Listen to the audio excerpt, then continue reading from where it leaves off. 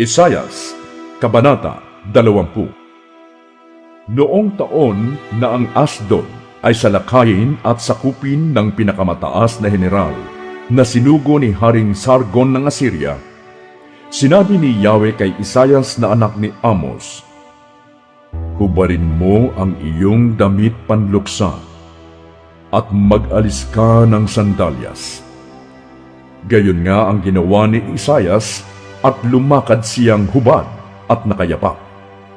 Pagkatapos sinabi ni Yahweh, "Kung paanong ang lingkod kong si Isayas ay 3 taong lumalakad na hubad at nakayapa bilang tanda ng mga mangyayari sa Ehipto at Ethiopia, gayon din bibihagin ng hari ng Assyria ang mga Ehipsyo at mga taga-Ethiopia.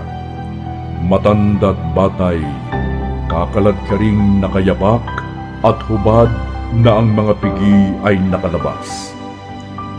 O anong laking kahihiyan sa Ehipto!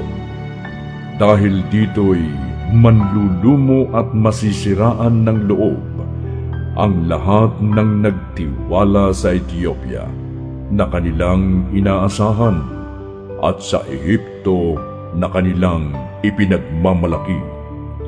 Sa araw na iyon, sasabihin ng mga naninirahan sa baybaying dagat, "Tingnan ninyo ang nangyari sa mga bansang ating inaasahan.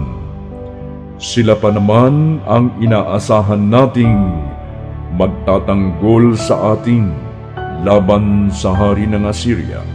Paano na tayo makakaligtas ngayon